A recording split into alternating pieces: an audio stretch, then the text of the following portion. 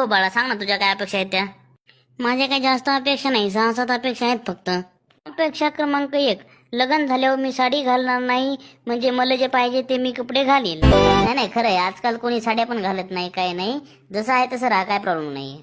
अपेक्षा क्रमांक 2, मला सकाळी उठायची सवय नाही, मी दुपारी 1-2 वाजता उठे, उठल्या उठल्या माझ्या हातात चहा आणि नाश्ता मला रेडी पाहिजे.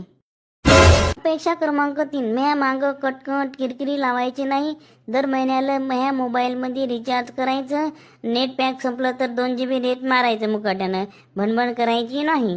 अपेक्षा क्रमांक 4, झाडून काढणे, भांडे घासणे, स्वयंपाक करणे, कपडे धुणे, फरशी पुसणे असे कोणतेच कामं मी करणार नाही, त्यामुळे माझ्या मायापाला फोन लावून माझ्याबद्दल घराने सांगायचे नाही, तसेच शेजारच्या बायाला काही घराने सांगायचे नाही.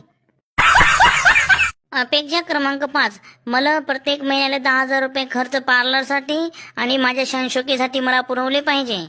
अपेक्षा क्रमांक 6, माझ्या प्रत्येक बड्डेला मला दुसऱ्या देशात घेऊन जायचं, जसं अमेरिका, कॅनडा, जर्मनी, किंगकॉंग, आणि मला महिन्यातून कमीत कमी 10-12 वेळेस बाहेर खाऊ घालायचं.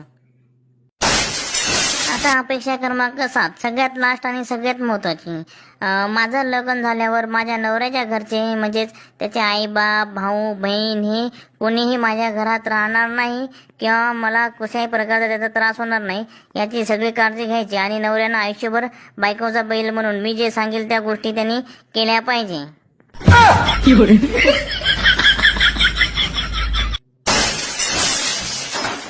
ओ सोयरे हो, काय झालं? ओ सोयरे हो, काय झालं? उठा उठा उठा सोयरे हो.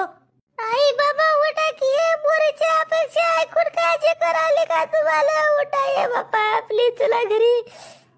ए अरे टकलो हे लाव ना फोन, नुसता तोंड काय पाहायला, लाव, ॲम्ब्युलन्सला कॉल कर.